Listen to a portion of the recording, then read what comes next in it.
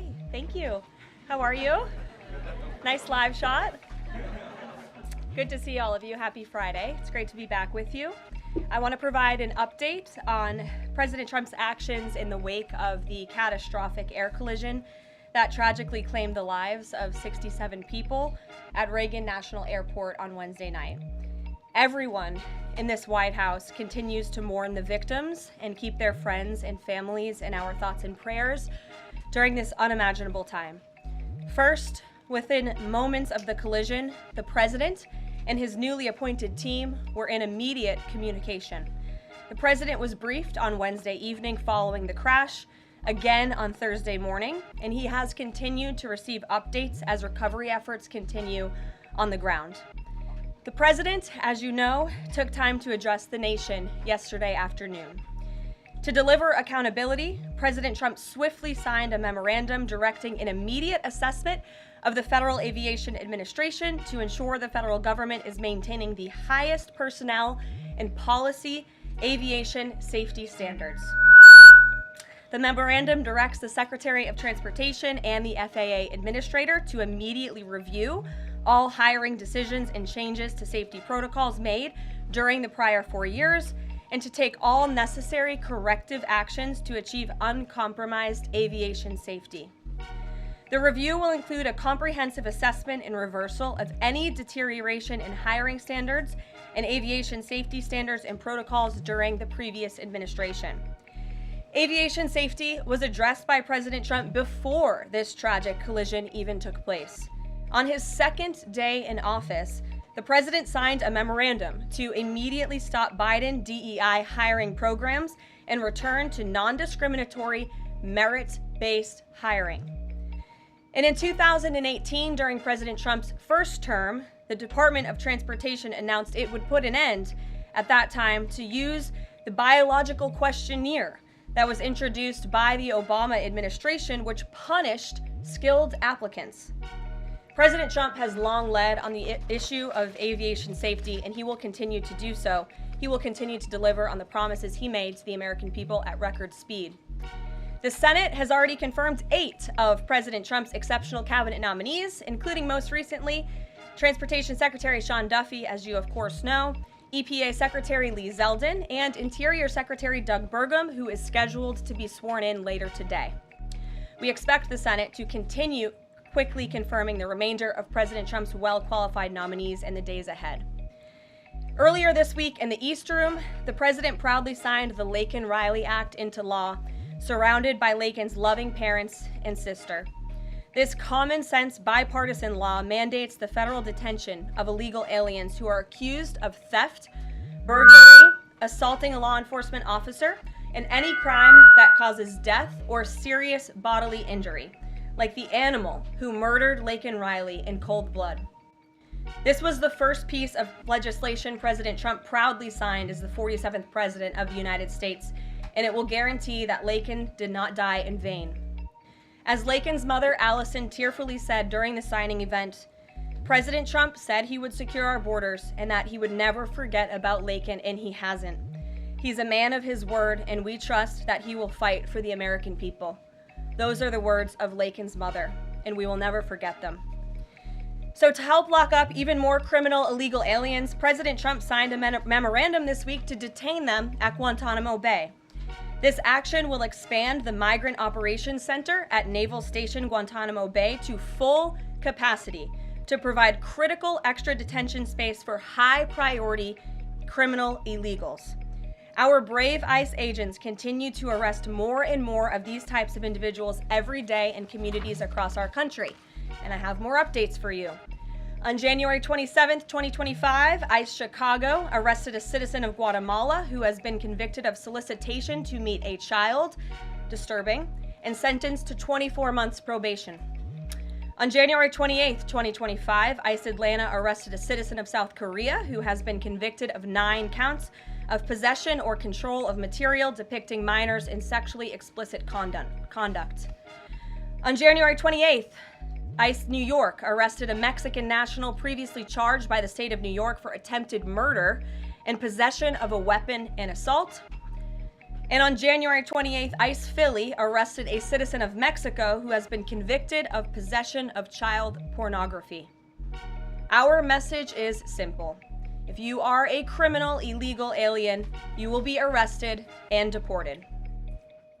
On another important matter, the nation's report card was released this week, and the news is not good. It showed that U.S. students had record low reading comprehension scores last year. It's National School Choice Week, and in part of the president's commitment to education, he just left a roundtable in the Roosevelt Room focused on this issue with leaders from across the country. The national report card showed that 70% of 8th graders were below proficient in reading, and 40% of 4th graders did not even meet the basic reading levels.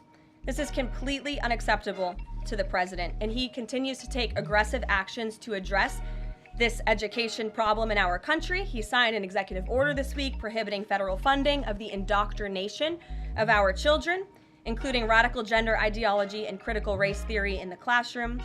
The president believes American education should focus on cultivating patriotic citizens who are ready for the workforce. And this action will help get schools back on track and defend fundamental parental rights in education. The president also signed a school choice executive order expanding educational freedom and opportunity for families. And in lighter news, but in exciting news, after announcing our briefing room changes on Wednesday, this White House has received more than 10,000 submissions from individuals across the country who are eager to join all of you. We might have to make this room a little bit bigger to do that, who want to participate in our new media seat at a future briefing. So in this seat today, we have the Ruthless podcast.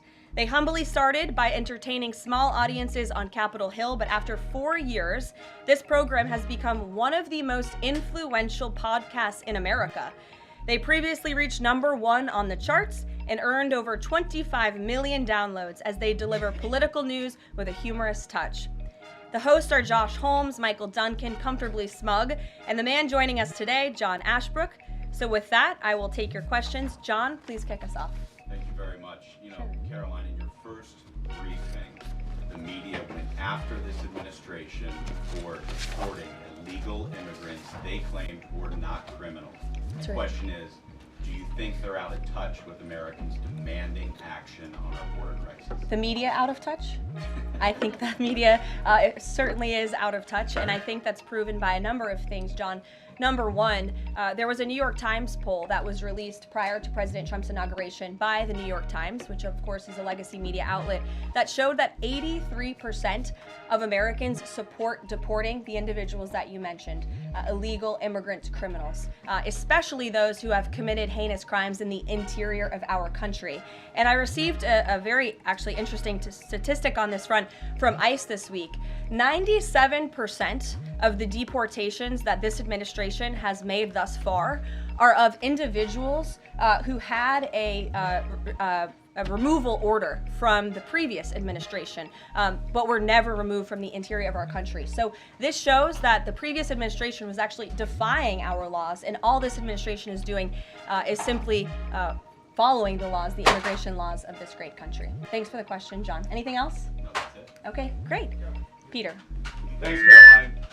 If President Trump is telling us that air traffic control towers are staffed with unqualified controllers, these DEI hires who never should have been brought on, then it's not safe to fly commercially, is it? Mm-hmm. The president was asked and answered this yesterday, and he believes that it is still indeed safe, and Americans should feel safe traveling our skies. With that said, two things can be true at the same time, and we certainly have seen the deterioration of federal hiring standards at the Federal Aviation Administration, and the president wants to increase those standards. He wants pilots in this country who have the great responsibility of flying American citizens by the tens of millions every single day to be chosen for that position based on their merit and their skills. And so the administration will continue to prioritize this. Was the air traffic controller in the DCA tower on Wednesday night hired or not fired at some point because of his or her race?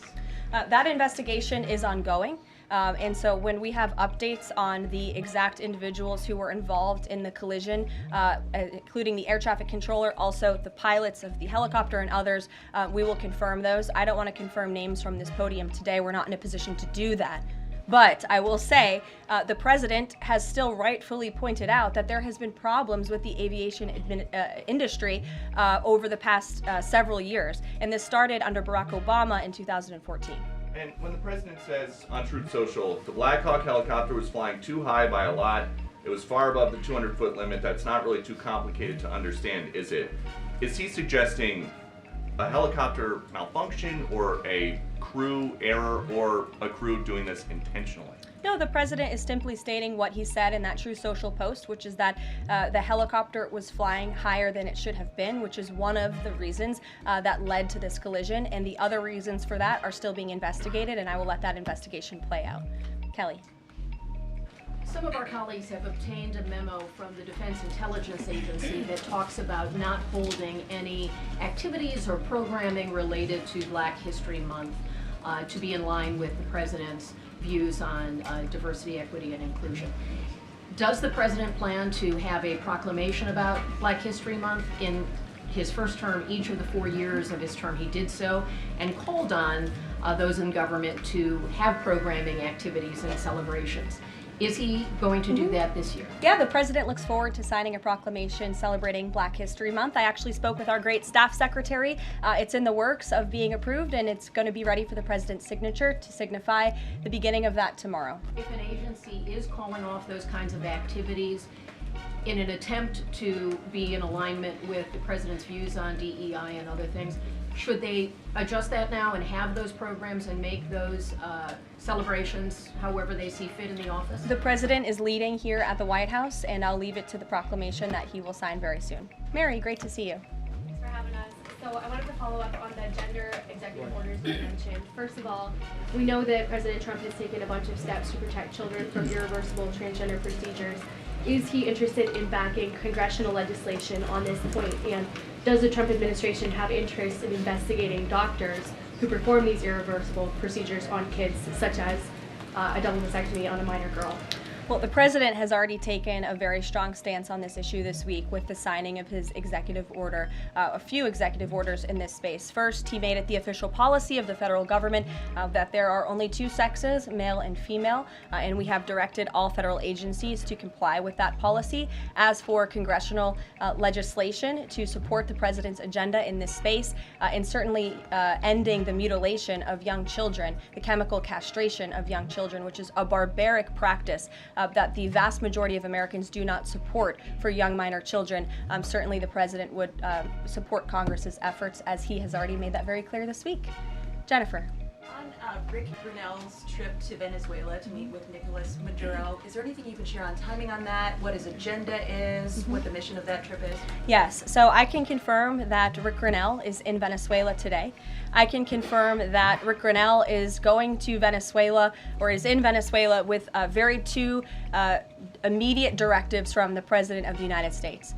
Number one, Rick Grinnell has been instructed to identify a place and ensure that repatriation flights of Tren de Aragua members, Venezuelan nationals who have broken our nation's laws, will land in Venezuela. As I said at this podium a few days ago, we expect every nation on this planet to cooperate with the repatriation of our citizens, and so Rick Grinnell is in Venezuela to ensure that can continue. And number two, Rick Grinnell is in Venezuela to ensure that all U.S. detainees in Venezuela are returned home. That's his mission, and I will provide a readout after this trip. On Bob Menendez, can you tell us if anyone has approached the White House or the president about a pardon or a commutation?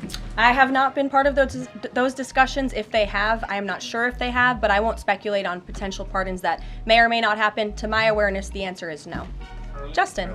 Hey, friends at Reuters are reporting that the president has made a decision on the Canada and Mexico tariffs, but that they won't actually be implemented until March 1st. I was wondering if you could confirm that and talk through some of the president's thinking. I saw that report, and it is false. I was just with the president in the Oval Office, and I can confirm that tomorrow, the February 1st deadline that President Trump put into place at a statement several weeks ago, continues. The president will be implementing tomorrow a 25% tariffs on Mexico, 25% tariffs on Canada, and a 10% tariff on China for the illegal fentanyl that they have sourced and allowed to distribute into our country, which has killed tens of millions of Americans. These are promises made and promises kept by the president. The president yesterday said that last night he was planning to discuss whether an exemption would be made on oil imports.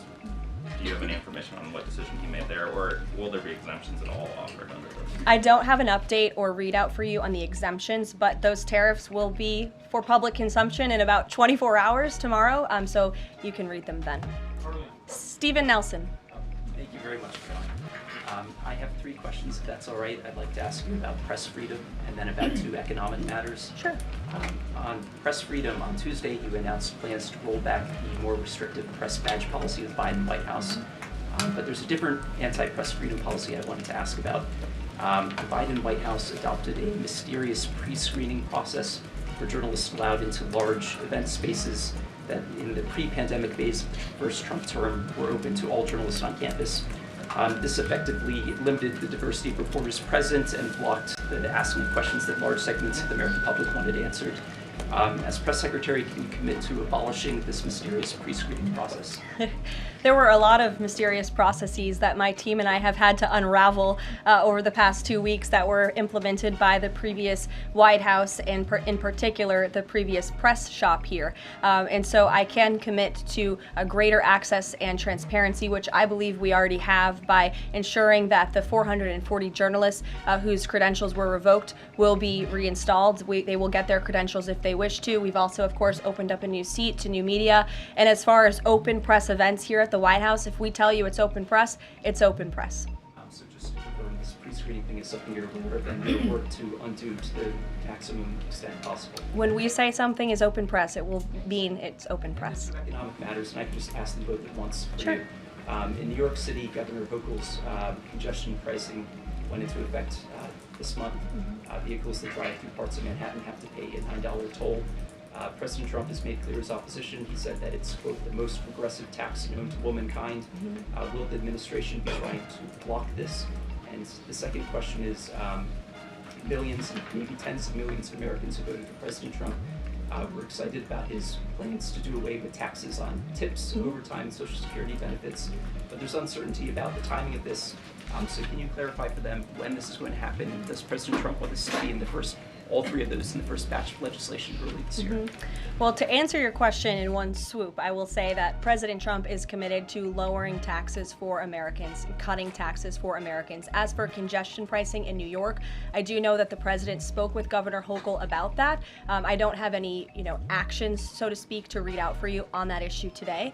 Number 2, when it comes to no taxes on tips and Social Security, the president has made it very clear to our allies on Capitol Hill that is a critical piece of this reconciliation package, and he expects that his tax cuts from 2017, which put a lot more money back into the American people's pockets, those must be implemented, and no tax on tips. The president is intent on delivering on that promise, and he will get it done. Overtime also as part of reconciliation? Yes.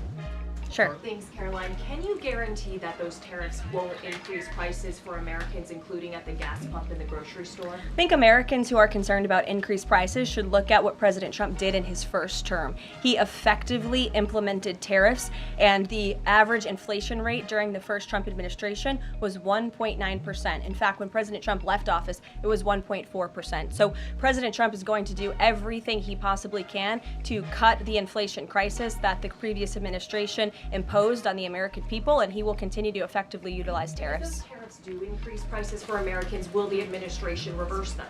That's a hypothetical question, and the president is intent on ensuring that he effectively implements tariffs while cutting inflation and costs for the American people.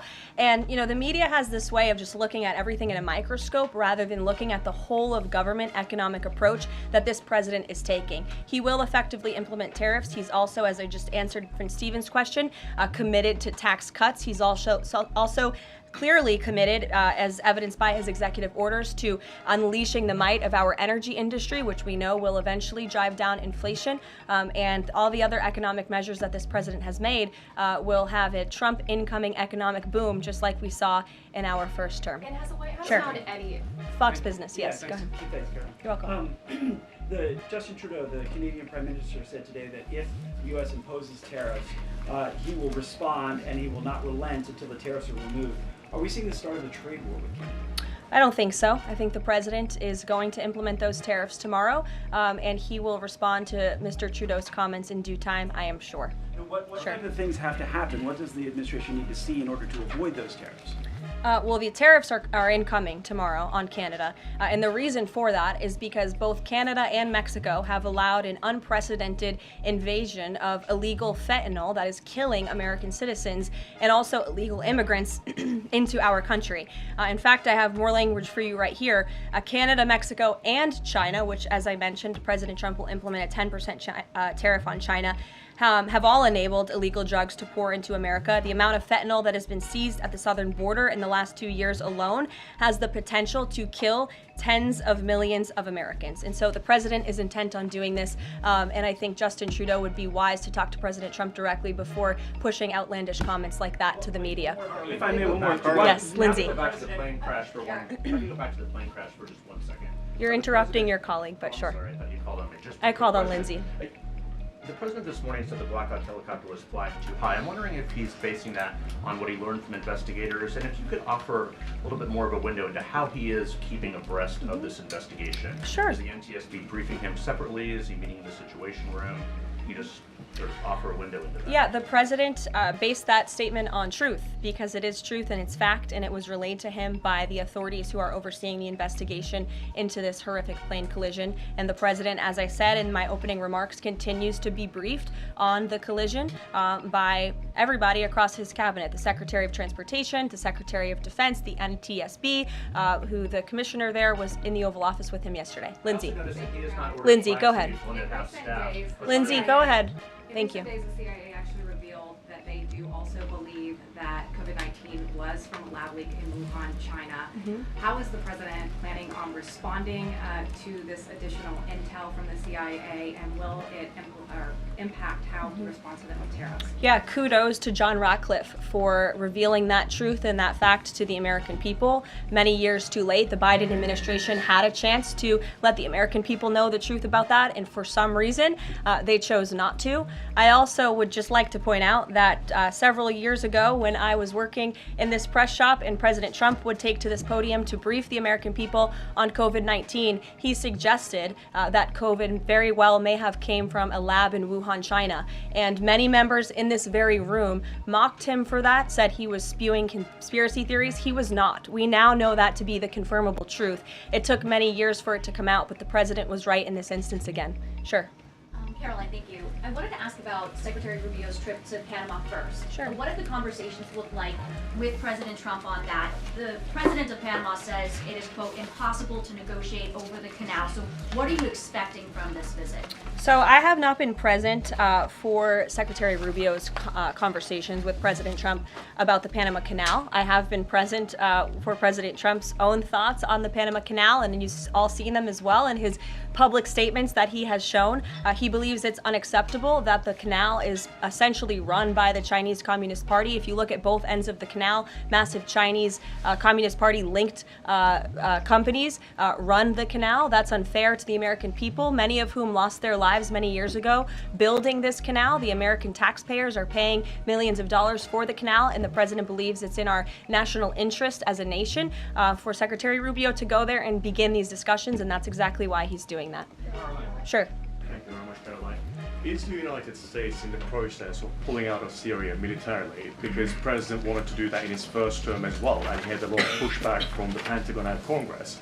And based on what he said yesterday, is he considering doing that in a short time? The president was asked and answered this question yesterday, and he, as the commander-in-chief of the United States military, reserves the right to review troop deployments overseas at any point in time. Is that a topic right now? Yes.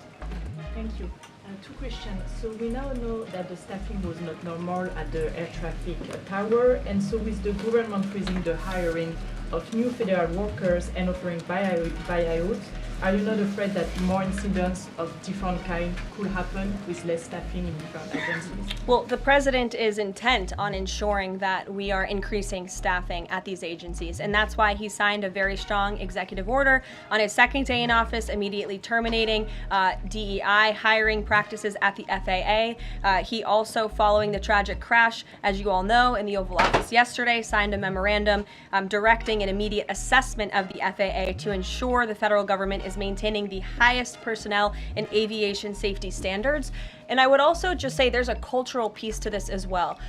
If you are an American who has spent many years studying aviation and you graduate from school and you're an air traffic controller based on skill and merit, and then you apply for a job and you're forced to fill out a biographical questionnaire asking you the color of your skin and asking you where you're from in details that aren't relevant at all to the job description, I think that deteriorates the morale of people in this industry. And if you talk to people in this industry, they'll tell you that. In fact, many of them filed a lawsuit against the FAA a couple of years ago under Joe Biden's administration because they were denied positions because of this DEI hiring practice that was putting identity politics over merit and skills. That's unacceptable, and I think just to put a fine point on this, because this is the third or fourth question I've answered on this subject, when you are flying on an airplane with your loved ones, which every one of us in this room has, do you pray that your plane lands safely and gets you to your destination, or do you pray that the pilot has a certain skin color? I think we all know the answer to that question, and as President Trump said yesterday, it's common sense. Rob Crilly. Yeah, I'd just like to follow up on that last question, actually.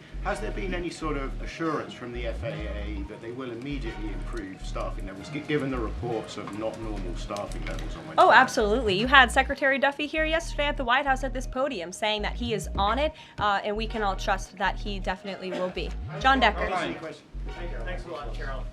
You called me, right? Yes, I did. Thank you very much. As long as your name's still John Decker. It is, absolutely. Thank you. The president's meeting today with the founder and CEO of NVIDIA. What is that meeting concerning, and who sought that meeting? I don't have details on this. It's a private meeting. It will take place at 2:30 p.m. I'll try to get there in time, and I can let you know after. How's that? On Guantanamo Bay, can you give more details about setting up that detention facility at Gitmo? How will that come about? What's the timing in terms of standing it up? And of course, this has happened before during the Clinton administration. Yeah, that's right. Detainees of Cuban and Haitian descent were both detained at Guantanamo. Are you looking at that model in setting up this detention facility? Secretary Hegseth, I believe, was on television this morning answering this question, and he said that the Department of Defense is already on it. He has directed his agency to ensure that Gitmo is increasing their capacity for beds, and that's exactly what President Trump's executive order did. It directed Secretary Hegseth and also Secretary Noem to expand the Migrant Operations Center at the Naval Station to provide for this extra detention space. And as Secretary Hegseth confirmed this morning, that operation is underway. Sure. Caroline, on the tariffs, can you clarify whether those will actually be going into effect tomorrow, or Yes. whether there might be some lead time? Yes. And are those, they will be going into effect? Correct. And are those meant to be in place long term, or is there a scenario in which Canada, Mexico, and China can offer concessions and then they would be removed? At this point, the president has made it very clear those tariffs are going to be implemented and in effect. If the president at any time decides to roll back those tariffs, I'll leave it to him to make that decision. But starting tomorrow, those tariffs will be in place. Sure. Thanks, Caroline. Yes. Can you confirm a report by our friends at the Daily Mail that the British Prime Minister Keir Starmer is going to be visiting the White House in February? And also, if I may, do you have any more details on Netanyahu's visit here next week? Sure. I have not seen that report about the Prime Minister. I can go check back with our friends at the National Security Council and get back to you on that. I can confirm that Prime Minister Netanyahu will be here on Tuesday, February 4th, for a working meeting and visit with the President. And I'm sure you will all be here, very excited to cover that visit. Sure. Daniel. Thank you, Caroline. You're welcome. Back on the Guantanamo Bay subject specifically, obviously, why does the president feel like that's the best location or a good location to make sure that Americans are safe from violent, illegal migrant crime?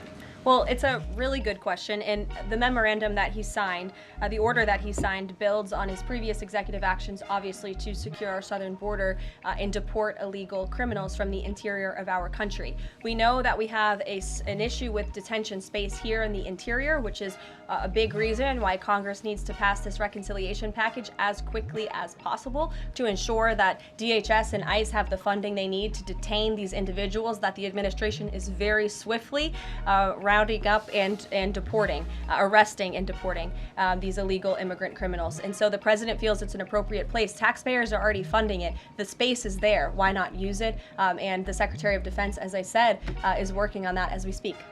Sure. Yes. Thank you so much for having me here and answering your question. So I want to talk more about the success that ICE is having finding these violent criminal aliens, some of them being sexual predators. But my friend Ben Bergquam reports that the Chicago mayor and the Illinois governor are preventing ICE agents from going into jails and prisons to enforce detainers against illegal aliens. In Maryland, the Attorney General has also put out a memo hindering local police cooperation with ICE. Does the administration have any comment on leftist state and local officials defying ICE and Trump's deportation efforts? Yeah, I think it's very interesting that Democrat officials in these cities who have been completely overrun and overwhelmed by illegal immigrant criminals would refuse support and help to cure this problem that has especially taken over their cities. I guess they don't want to admit they've been wrong with their sanctuary city policies. I'm not sure. You'll have to ask them about their intentions, but they would be very wise to comply with this administration because this administration is hell-bent on enforcing our nation's immigration laws, and this administration will continue to arrest and detain and deport illegal migrant criminals. And what we won't do is defy our nation's immigration laws like the previous administration, who had these orders of removal on illegal immigrants across the country and were refusing to execute on them. We will continue to remove illegal criminals from our nation's interior. Are these sanctuary city leaders, are they violating the law? I would certainly think so. I'd have to check back on which specific law they're violating, but certainly if they're not enforcing our nation's immigration law, sounds like they are breaking the law. And I would also add that their constituents don't approve of that. You've seen residents in Chicago show up at their city council meetings infuriated with their leadership in that city because they are working very hard to provide for their families. They want public safety and law and order, and their officials have abandoned those very basic American principles in these cities. And the American people want law and order. It's again an overwhelmingly popular policy to deport illegal criminals from our nation's interior, and this administration will continue to affect that goal. Sure. Sure. A question on Colombia. We just interviewed Colombian President Gustavo Petro, and he insisted that he's not going to take any Colombian deportee from the U.S. if they arrive in South America handcuffed. How this administration responds to that? When did the Colombian president make those remarks? Today. For an interview with us at Univision. Well, I will share those with the President of the United States, and I will get back to you on his response. What happens if Nicolas Maduro? Karoline, there are more than 150,000 disabled Americans who are working today. The president talked a lot yesterday about hiring the best and the brightest to work in the federal government. Safety aside, does he believe that disabled people do have a place to work in the federal government? And does he also support the current protections for disabled people working in the private sector as well? The president has made it very clear that this is a common sense solution to solving some of the problems that we have seen at the Federal Aviation Administration and also when it comes to many of the federal agencies across our government. People should not be hired based on their disabilities, based on their skin color, their gender, their race. None of that matters. What matters to this president and this administration is how well you can do your job, and the American people agree with that sentiment. So it's about competence, skill, and merit. And so the president is focused on ensuring that the most competent individuals, the best and the brightest in this country, are in positions in this federal government, especially when it comes to public safety. Can't overemphasize the importance of those jobs. Sure. So let's follow up on her question before. before, President Trump is holding China accountable on fentanyl by ramping up tariffs. So how is President Trump planning to hold China accountable on COVID origins? I haven't spoken to the president about the COVID origins specifically in regards to any actions he may or may not take when it comes to China. But as I have previewed quite a few times today, he will be implementing a 10% tariff on China tomorrow. Sure. Hi. Has the president made up his mind about a timeline for tariffs on the EU? No, he has not. And will it be a one-size-fit-all, or will it be differentiated among the governments? I won't get ahead of the president on tariffs when it comes to the European Union. What I can tell you again is that the president will be implementing 25% on Canada, 25% on Mexico, 10% on China tomorrow for the reasons that I have repeatedly laid out in this briefing. Newsmax, go ahead. Yes. Thank you so much. No, the gentleman behind you. James Rose. Yes, James. Thank you. Thank you, Karoline. Two quick questions on foreign policy, and then one very long and tedious and ponderous Rosen question thereafter. First, on Iran, we've heard very little about the president's forthcoming Iran policy besides his determination to prevent that nation from achieving a nuclear weapons capability. Is it the president's objective, short of the use of U.S. military force, to use the broad array of his powers to try to hasten the end of the Iranian regime?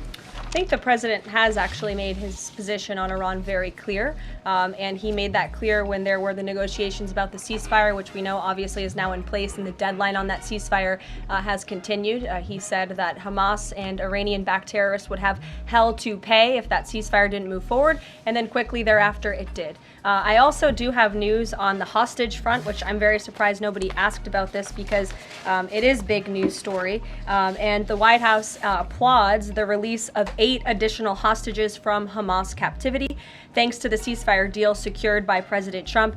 3 Israeli and 5 Thai nationals are being reunited with their families and their loved ones after being held in unspeakable conditions for over 15 months. And the president remains committed to the release of all remaining hostages, and they should have never been taken by the brutal terrorist group Hamas in the first place. And I think President Trump's working meeting with the Israeli Prime Minister next week emphasizes his continued support for Israel and ensuring that brutal terrorists in that region have hell to pay. Sure. Can I just finish the other 2 questions? Sure. I know you want the long, ponderous Rosen.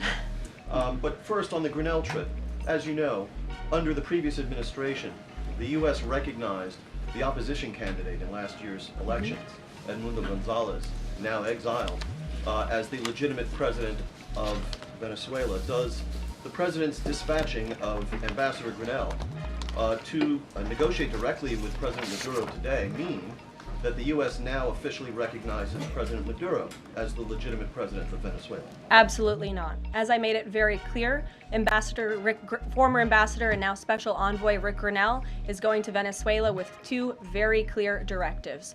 Make sure that Tren de Aragua members, of which there are 400 currently in custody, are repatriated back to Venezuela, and that all United States detainees return home. Thank you very much, guys. Just on the president's use of language in this room yesterday, Sure. and without seeking to cast myself as some kind of moral exemplar because it's rather late in the day to try. Nonetheless, this was an event yesterday that began with a moment of silence for the victims of the air crash and the president's own invocation of, quote, a loving God. And then he uncorked that expletive to insult a former cabinet officer. It was the same expletive that I saw him use in the East Room in 2020 when he famously held up the Trump acquitted headline. My question is, if you could shed any light for us on how the president perceives his use of public profanity, which is a practice that certainly sets him apart from all of his predecessors. Does he regard it as an effective communications device, part of his appeal, or is it something that he lapses into inadvertently, perhaps in times of frustration and later regrets?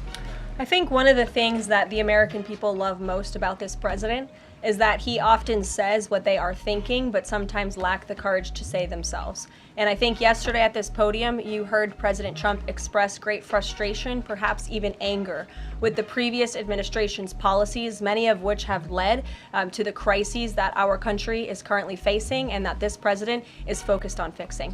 Thank you guys very much. Have a great weekend. We'll see you next week.